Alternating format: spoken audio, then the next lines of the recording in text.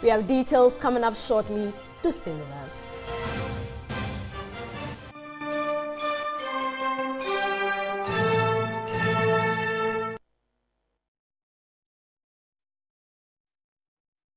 We first begin with elections in Kenya, and the latest development is that the campaign manager for the governing New Patriotic Party in the 2016 elections and the chairman of the Democratic Union of Africa, Peter McMenu, who was leading the observer mission to Kenya, has been denied entry into the country. He, together with some members of the DUA, were expected to observe the Kenya polls next Tuesday.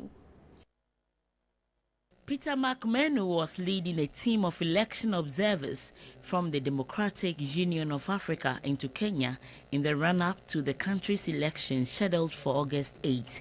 Reports from Kenya indicate his denial is linked to his role as honorary chairman of the Democratic Union of Africa, an umbrella body of center-right parties in Africa, which includes some opposition parties in Kenya. Security has been beefed up in Kenya following the mysterious death of IEBC ICT Director Chris Msando last week. Over the past years, the electoral process in Kenya has been marred by violence. The Independent Electoral and Boundaries Commission, IEBC, registered 19,611,423 voters for the August 8 elections. There are 40,883 polling stations. IEBC has hired 362,858 election officials and trained them. A total of 150 international observers have been given accreditation to observe the elections. Meanwhile, a leading member of the Kenyan's National Super Alliance, NASA, has confirmed that 2 Ghanaians were deported from Kenya today. The 2 Ghanaians, Americans and Canadians, were all deported by authorities over fears of possible rigging in the general elections slated for August 8. So the chairman of NASA National Campaign Committee, Musalia Madavi, addressed journalists earlier today in Kenya. I think this should be seen in the context that yesterday was like an operation that they were carrying out yesterday, not simply at this national center, but to look for everybody and anybody who would want to work with us. And last night there were 2 Ghanaians who were coming to help and share their experiences, not as employees, but to share experiences with us on how elections were conducted in Ghana. And as you know, the system of elections, to the extent that it depends on electronics, is similar to that of Ghana. And they were removed from their plane. They did not formally disembark from the plane. They were taken away by the police and pushed into another plane by this morning back to Ghana. We had also friends from Canada and the United States. Both of them, again, were sharing their experiences with us. They have experiences in matters of election. And the police invaded their apartment where they were living in Westlands. And one particular individual, the American, who was very adamant about his rights under the Constitution, his civic rights, was molested, thrown into the boot, and taken away with his colleague. He's called John Phillips Aristotle. All right, so that video you just saw is by courtesy of KTN, but here in Ghana, that video exclusively to us here at TV3. So that's the information given officially by the NASA chairman that you just heard, confirming the fact that 2 Ghanaians were not even allowed to disembark, were moved from one plane to the other, and brought back to Ghana, and give reasons for that. The American, Phillips, is believed to be the chief executive of Aristotle Incorporated. That is also supposed to be a data mining firm in the United States. It gives pointers as to what exactly could be going on. And we're going to Skype now. I've been joined by Skype by Emmanuel Yegon. He's a freelance journalist in Kenya to give us an idea of what the situation there now. Emmanuel, thank you for joining us this evening. Now, after these Ghanaians were deported and the reasons given by the NASA chair, what exactly, has there been any further detail about the deportation of these persons from your country ahead of that crucial election? Well, first, for starters, I would want to say that they were not coming to the country in the capacity of election observers for the nation, because the other observers had already come into the country, including observers from the European Union, from the US Embassy. But these ones were specifically coming to aid the National Alliance, the National Super Alliance. And as the person who was addressing in that video that you've cited, his name is James Orengo. He's a senator in one of the counties here in Kenya, and is also a key person in the National Super Alliance. After the report that they gave earlier today, there is nothing else that has happened with regard to the deportation of the 2 Americans and the 2 Ghanaians. One American, 1 Canadian, and the 2 Ghanaians. Okay, now the Ghanaian, we've only known just one of the 2. Okay, we know Peter McMenu, who was then a chairman of the NPP and also the campaign manager of the NPP, which is the ruling party now in this country in the 2016 general elections. He was leading that Democratic Union of Africa team. Now, its details are sketchy, but has there been any confirmation about the suspicion of rigging by the NASA, by these people? Could that be the case? Well, now I cannot fully say that, but just like in the report that they said, the report that he gave, that James Orengo gave earlier today, he said that the 2, actually the 4 individuals were coming to share their experiences with the National Super Alliance with regards to the elections. So it's not a matter of whether there are claims on rigging or anything, but they were not coming as NASA employees, but he said that they were coming to help sharing the experiences with regards to the elections. Now, maybe if I can share something to do with the raid that happened yesterday. Right. Emmanuel, you can go ahead. Yes. Yes.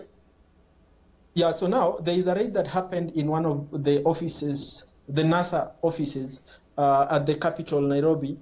And there have been allegations here and there. And right now, the National Super Alliance is saying that they are blaming the military. They are alleging that the military is part of, the military is the one that conducted that raid yesterday.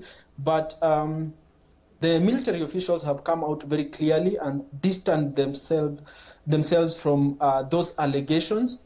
And also members of the public are saying it could be a stand. It could. So we are not really sure about whether the attack was real. And then 2, because now the police bosses are saying that there is no report that has been made to any polling station following that attack yesterday. So until as of now, the only thing we know is that these reports are only from the National Super Alliance. Back to you. Right. Now, but this particular raid you just referred to, does it raise any suspicion and any concern ahead of this election, which is just about 2 days away, that the opposition is being haunted ahead of this election, Emmanuel? Well, first, I would say that prior to the raid, we were not really aware that there existed a center where they are saying it was supposed to be a tallying center for the National Super Alliance, where they were also supposed to be having a look at the results as they come in and also relaying it out. Prior to the raid that happened yesterday night, we were not aware of that center. And now that there's no other person who's confirming this issue, and the police are distancing themselves from this fact, from the claims that they could have been the ones who organized the raid. I think most people now are focusing on the elections, now that there are only remaining 2 days, and the fact that today today was the end of the official day for the end of the campaigns, the political campaigns. So people have really been focusing at what the main protagonists in the campaign have been saying. Back to you. Great, Emmanuel, thank you very much for this. And we're going to still stay with you before, during, and after this particular election, but we're grateful for your time as always. Emmanuel Yegon is a freelance journalist in Kenya and giving us an update there. So he clears the fact that even though details are sketchy, there was no clear reference or allegation of rigging on the part of the two Ghanaians who were not allowed to disembark but move from one plane into the other. We still remain your election command center. Stay with us. Well, still on elections in Kenya, the leader of the Commonwealth Election Observer Group, John Mahama, is demanding full-scale investigation into circumstances leading to the death of Kenyan Election Commission IT boss Chris Masando. Chris was murdered a week ago by unknown men. Former President Mahama added the Observer Group will act independently and monitor whether the elections meet international standards, devoid of any rigging. First of all, on behalf of the Commonwealth Secretary General and the Observer Group for the Kenya elections, I'd like to express my sincerest condolences to the family and colleagues of Mr. Chris Masando of the IEBC. We would join with all those calling for a full, rigorous, and thorough investigation to find out who is responsible and why this unfortunate incident took place. Our sympathies are with the family and friends of Mr. Masando, and our interest is in a peaceful and credible election process. We're here to observe the electoral process and will act impartially and independently as we assess its organization and conduct. We will seek to assess the pre-election environment, polling day activities, and the post-election period against the backdrop of Kenya's national legislation and regulations, as well as regional and international commitments.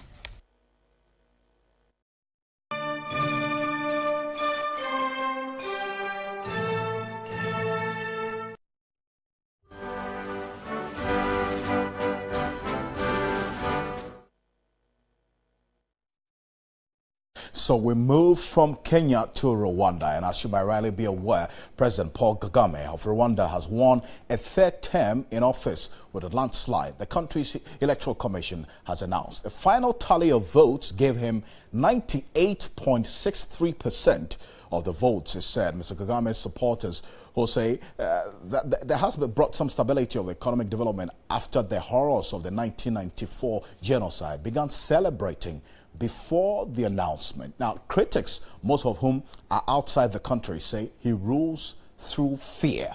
After this victory, Mr. Kagame vowed to keep up the country's economic growth, as has always been the case over the past 5 years. Now, James Friday is with Rwanda TV. He joins us via Skype right now. James, thank you for joining us this evening. Now, it was expected, wasn't it? It didn't come as a surprise to you and the very many people in Rwanda, right?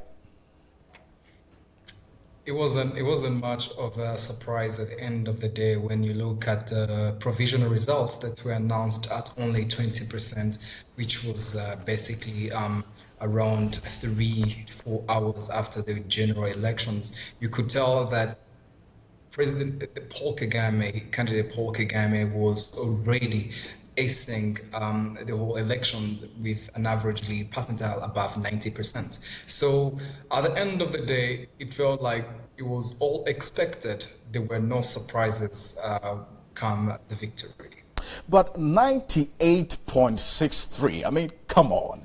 It was better off for the opposition not to have even wasted their resources to contest. What do you say?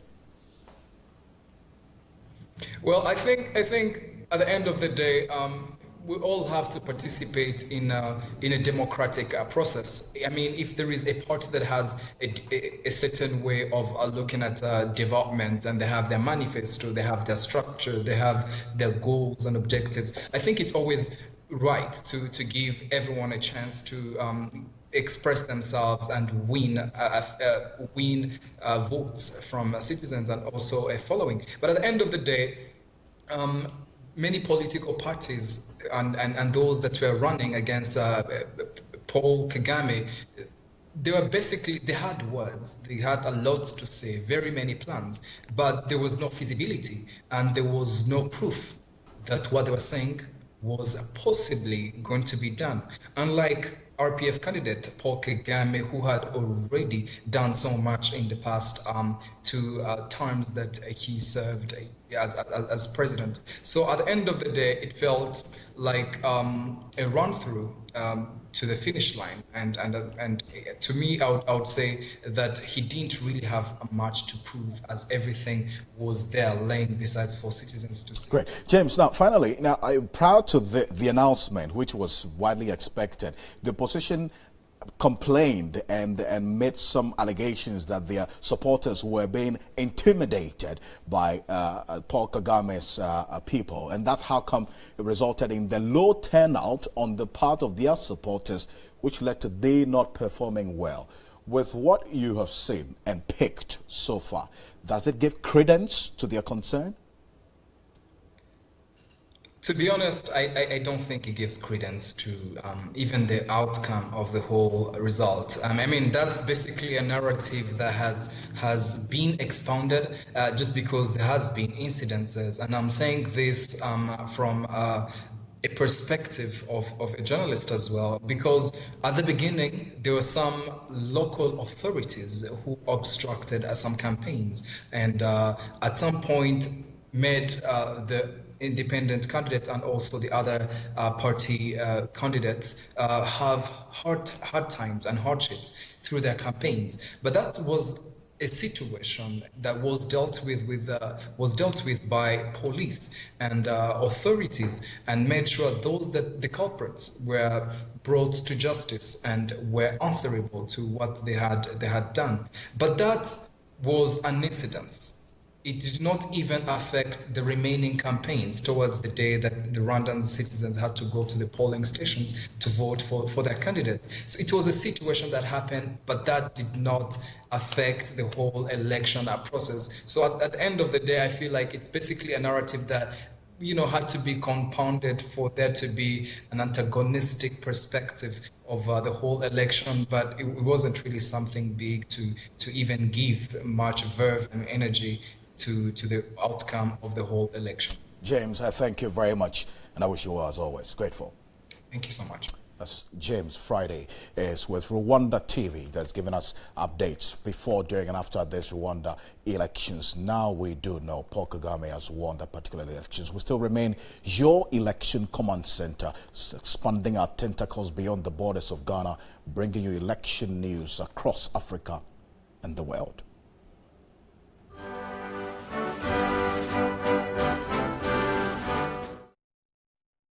We now focus on stories here in Ghana. Let's go to the Ashanti region, where the non-availability of classroom space has compelled the headmaster of Nama DA Primary in the Setra East District to use his 5-bedroom house as classrooms for pupils.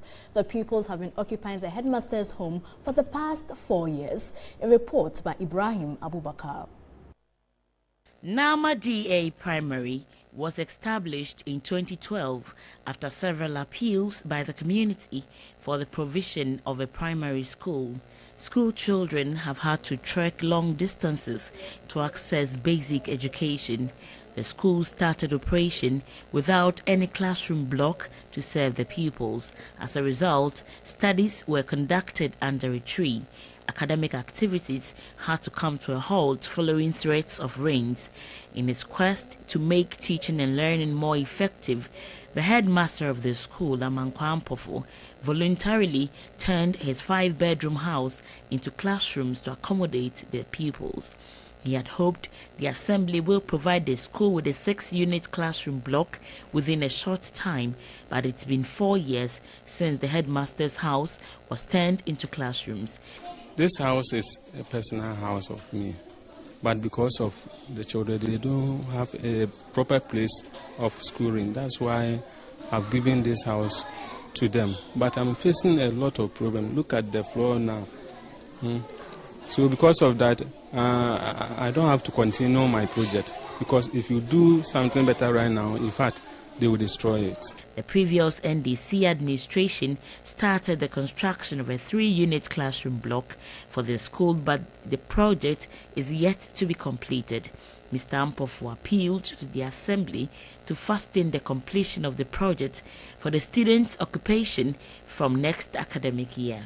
As for now, we have only 3 classrooms. So I've decided to, demarcate some of the classrooms so that it can convey children, even that one cries from KG1 up to class 4. That can contain that, because each class I'm going to divide it into 2. Per the Ghana education standards, a primary school requires at least 8 classrooms to run effectively, but the assembly is providing only 3-unit classroom to the school. This means even upon completion of the 3-unit classroom block, some pupils will still occupy a portion of the headmaster's house as their classrooms.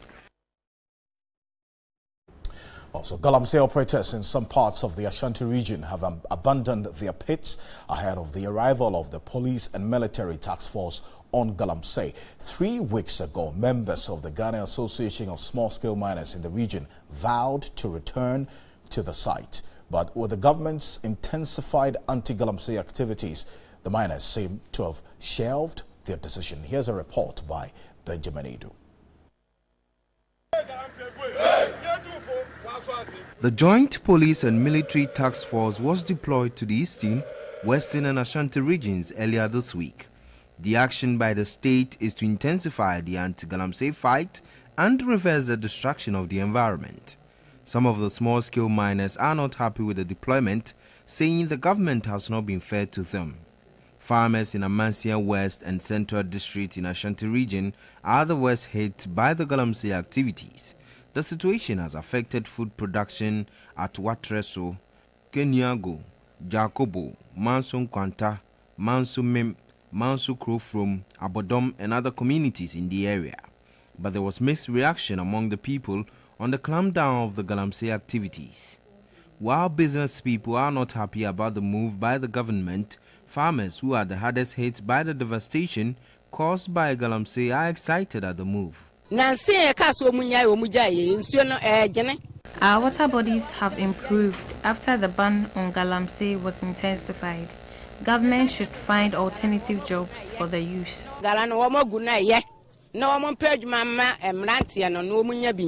The clampdown has affected business activities in the Galamsey communities in the Ashanti region. The once busy communities are now ghost towns as many people have left the communities. Deputy Managing Director of Amansia West Rural Bank, Frederick Kwache, said the mass movement of people from the area has not affected their business. And away from the Ashanti region, from August 13 this year, all hawkers and commercial motor riders who trade and block streets in the Sherman Market area would be arrested and prosecuted by the Sherman Municipal Assembly. Municipal Chief Executive Albert Ochubuachi says the Assembly can no longer tolerate lawlessness. Ebra, ya tia ba kan nipa so wo kwan mu abaye. Ye dibirika. Sa subano. Ye jai, ye metumrika ni obiachi, emakane ni amangu. Ye mame sizi obia ni ama ewo kwan no so. Na mom, ye kacha mo se, kwasi ada ya ebei wa, wo se wo ye bema, wo ye oba. Enu nti wo baba be gina ka kwan mu, edi se adwuma no. Ye sha mo bo se Ghana mra, eni mu bedi no frenchim. That was the Ashaiman Municipal Chief Executive Albert Ochiri-Boache. The MCE took to the street, cautioning hawkers and commercial motor riders who do business on the streets of Ashaiman, especially the main market area. Their activities over the years had been a major headache to several city authorities. Most of them blocked the road and placed tables in the middle of the road to sell, a situation which virtually creates human and vehicular traffic. We are not going to run after them. So it is not about the number of guards that we put around, but it's about the number of people who will fall foul and be arrested, because we are going to put them before court. Although motorists and buyers welcomed the news, the hawkers also hinted to resist all attempts to evict them off from the streets. It is not easy at all visiting the Ashaiman market to buy goods, because the hawkers have taken over the shoulders of the road. They compete with us for space. If you are not lucky, you can be knocked down by a vehicle. I'm so happy that they are evicting all of them from the streets. We are appealing to the MC to give us some more time.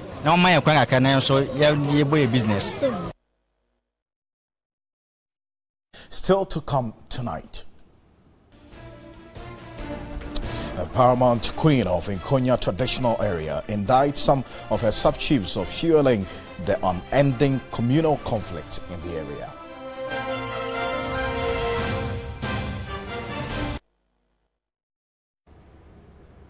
We're back shortly with some more stories to stay.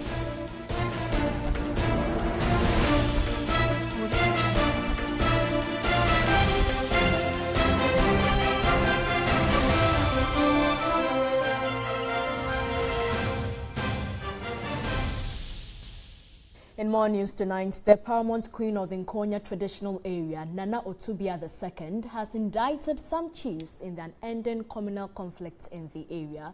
Addressing a peace-building forum at Nkonya Hinkro, Nana Otubia II insisted the concerned chiefs and others have special benefits in the atrocities, hence their resolve to ensure it never ends.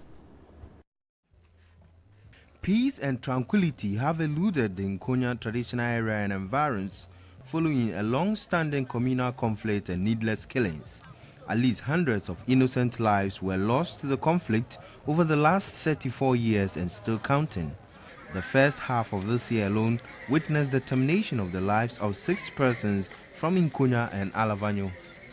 These killings have emboldened the people, especially the youth, in criminal killings. The pain of these losses, coupled with the Dencha-Boase experience, moved the paramount queen of the Nkonya traditional area, Nana Otubia II, to begin preaching peace and mobbing justice among her subjects. But even before the initiative could kickstart, some traditional leaders have reportedly begun scheming against it. Some of them are interested in everyday conflict activity in an area, because they benefit from it.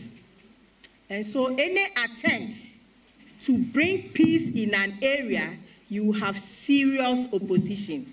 And you see, so far as Nana Otubia I'm around, and I have few of the chiefs backing me, the next time I hold a forum like this, I'm going to name and shame those unscrupulous elders who are aiding the youth to go about this activity. Nana Otubia's move again falls in line with a directive from the Volta Region House of Chiefs that tasked the 2 paramountcies to sensitize their people.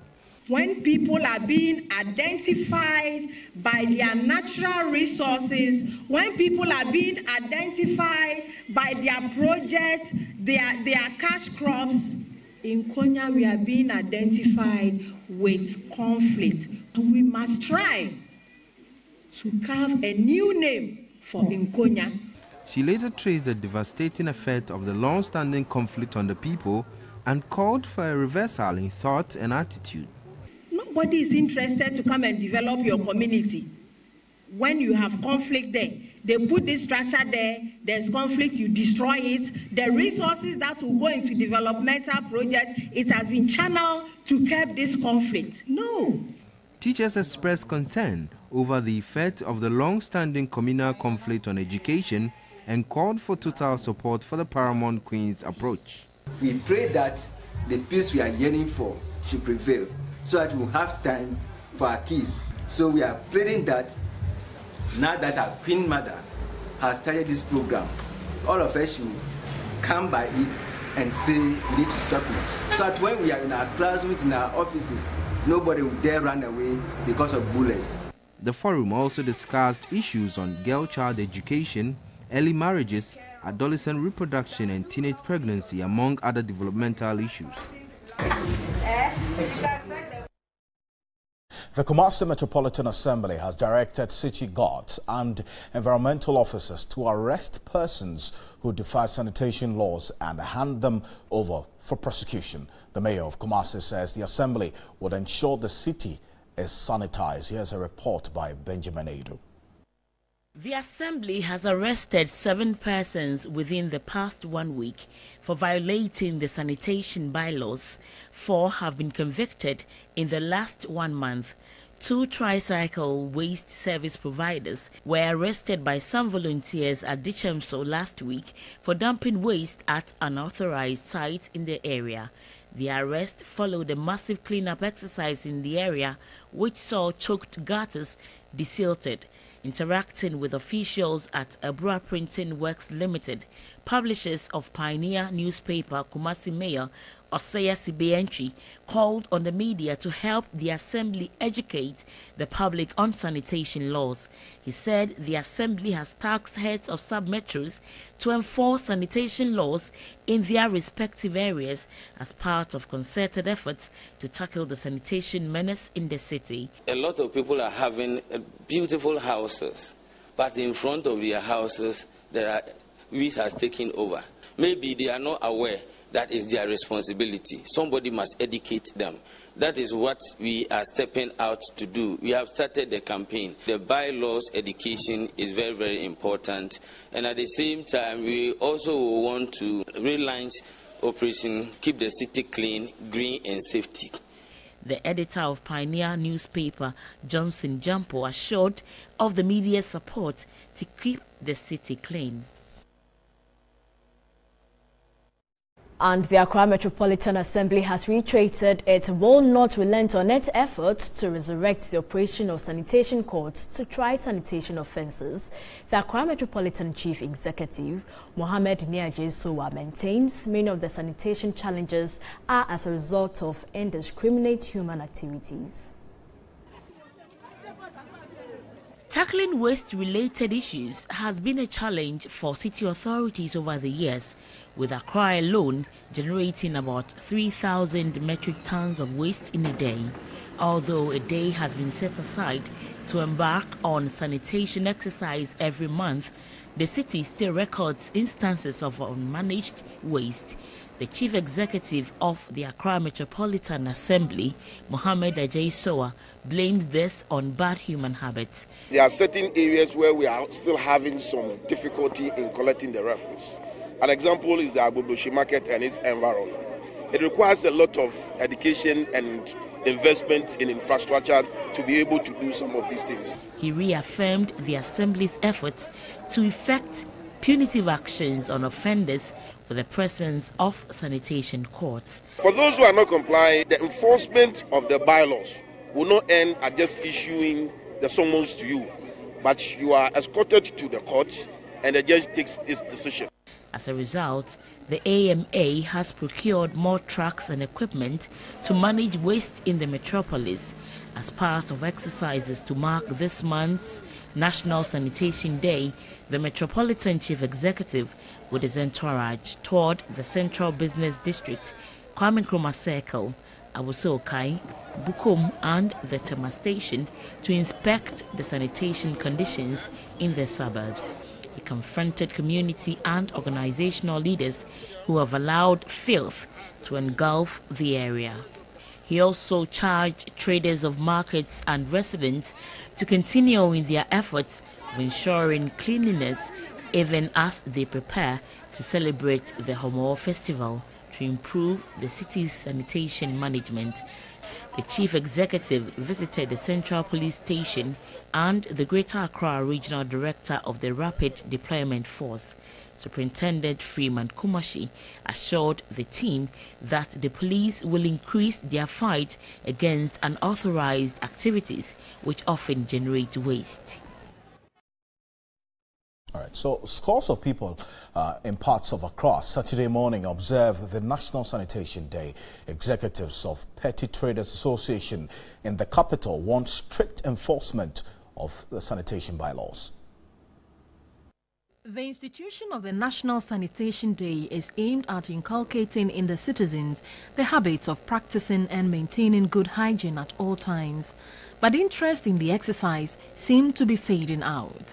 On Saturday, August 5, scores of members constituting the Petty Traders Association of Ghana embarked on a cleanup exercise at Kingsway, CMB, Tudu and Makola, all in the Central Business District. However, some choked drains at the CMB area were left unattended to. Many traders abandoned the exercise to display their wares. We are citizens of this country. Why should we sit down and expecting that there's a particular institution who are mandated to do so when it's a problem that is costing nation a huge money? We should all get up as a nation and make sure that every day, every time, when there's very important occasion like this, we all participate. Heaps of garbage had been left in the median for days. Market Queen at CMB said the Traders Association has constituted a task force to monitor and find traders who litter environs. At Eno Mrekoa near Abeka, residents did not participate in the exercise at all. The Teshi Traditional Council, in partnership with the Fisheries Commission as part of this year's Homowo celebration, also cleared parts of the Teshi Sangona landing beach. Lack of logistics coupled with low participation impeded their efforts. Fishermen complained the unregulated disposal of garbage is affecting their activities. The Sango Lagoon, which flows into the sea, no longer hold aquatic lives due to the presence of plastic waste. Hence, enforcement of the sanitation bylaws would save the situation. Let's go to the Western region, and all is set for the construction of a $170 million multi-purpose container terminal at the Takoradi Port. The project, which will be executed by the Ghana Port and Harbours Authority and Ibistec Company Limited, will open up the port to be more competitive. An agreement was signed between the Ghana Ports and Harbours Authority and Ibistec, a Ghanaian company. The project will be the first time in Ghana's history where a local company is partnering the authority to embark on a terminal project. The terminal project in Takoradi would have gantry cranes which can handle 2 million TEUs of containers, with a first-class road network which can open the business enclave at the port. We are opening up the capacity of the port. This facility can attract about 5,000 jobs, both direct and indirect jobs. It is capable of yielding a lot of revenue for the government and people of Ghana. On completion, the port can attract more vessels and cargo. After 25 years, the terminal will be reverted to the Ghana Ports and Harbours Authority. Thierry Nyan is coming up with some sports news. Stay with us.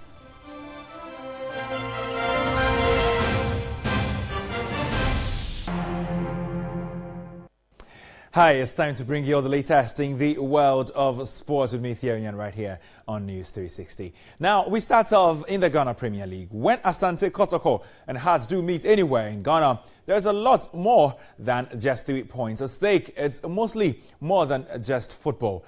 And on Sunday, when the two sides meet again in Kumasi's Baba Yara Stadium, emotions will be high after the untimely death of a Kotoko official following their car accident a few weeks ago. Fans will be at their cheering best, and players very much prepared for the game. It is also vital to note that a win for either side will keep them in the title race. Here's our preview. Asante Kotoko will be returning to the field on Sunday for competitive action when they take on fiercest rivals Hearts of Oak.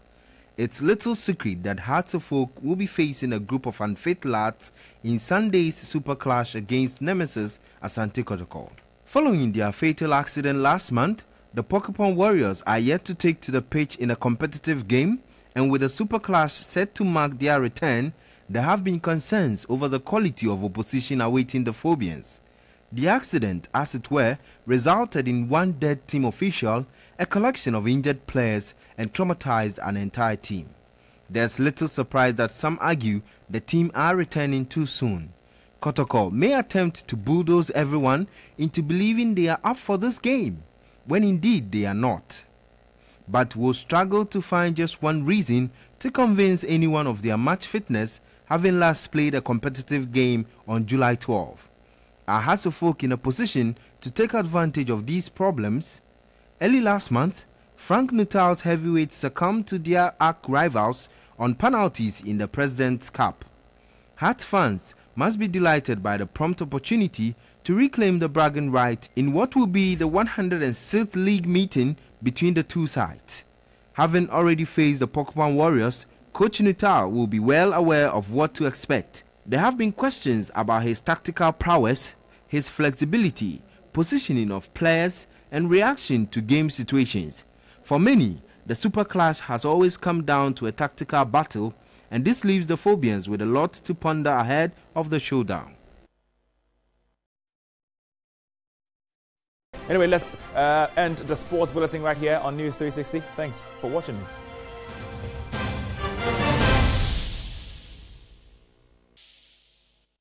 Tonight in this segment, the one-week observation of the late high life legend Papa Yankson has been marked. His contemporaries eulogized him, describing him as a great person.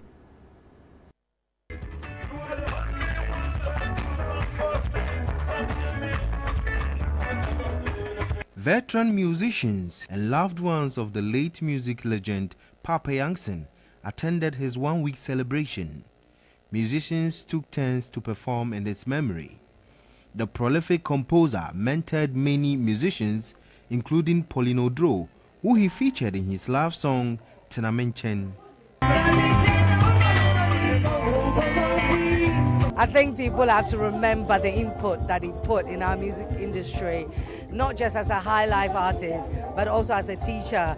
And I mean, Poppy had something that most of the artists didn't have, and that's patience. Former president of the Musicians Union of Ghana, Alhaji Sidi Kubwari, described him as a gem who is irreplaceable. We lost one of the greatest musicians in this country. Papa, when I was the president of Musician Union of Ghana, he was one of the opinion leaders. He happened to be somebody who was very humble and somebody who give you a very good advice. His contemporaries eulogized him. Each time he's singing, I hear him saying, "So logo," you see, that kind of thing. So it makes me remember him all the time.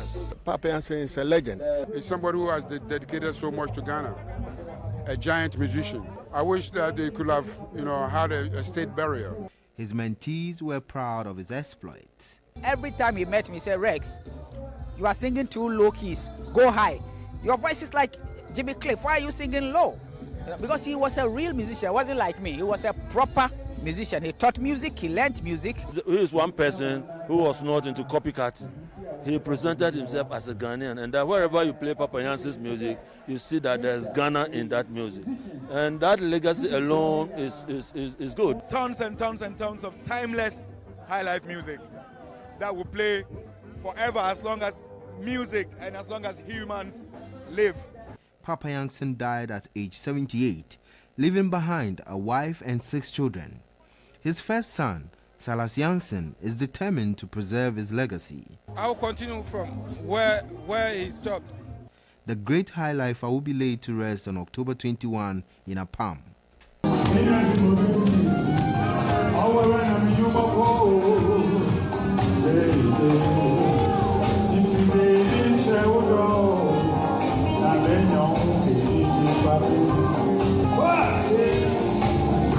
Show your love, show your love, show your love, show. Hey,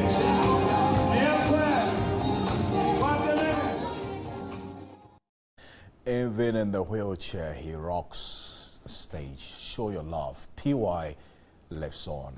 But just as you heard, he'll be laid to rest on October 21 at a palm in the central region. So keep that date in mind while we honor the memory of this legend who still lives on. Away from that, there's been lots of predictions going on ahead of tomorrow's epic encounter between Accra Hearts of Oak and Kumasi Asante Kotoko as they return from that disaster, that accident that led to the death of some 2 persons. Well, Super OD has also joined in the predictions, and guess who he is predicting to win the match tomorrow? Oh, your favorite team. Now see team member now, Papa. Let's meet him, house. House of Folk. Across focus, and then I'll be starting for myself. Across of Folk. Yeah. I am cutting. Oh, but also boy, ma, born nicely. Sa, I'm the pair of myself. I'm going to go to Kushia and we are now in Ijum. Kotoko there. School for Christ, I want better worship. In the Kotoko for money house for the boy and check. Now, I can't predict here. Then, what will be your prediction? Yes, oh, hearts were on tuning. I don't know, Gasa.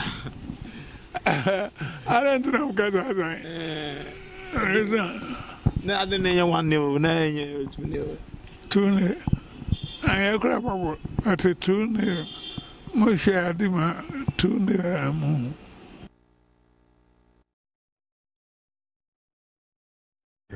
What's your money on for tomorrow? Well, I mean, Supporti couldn't have said anything better. Kotoko Crash, school for crash shop. Really? Yeah, well, so, I have a soft spot for Hearts of Oak, but I want Kotoko to win tomorrow. Never say that until the bones are rolled. Anyway, that's it for News 360. Thanks so much for watching. Coming up, we have news at 10. That's at 10 p.m. today, and then music coming up shortly. Absolutely. My name is Alfredo Conce. And I am Portia Gabo.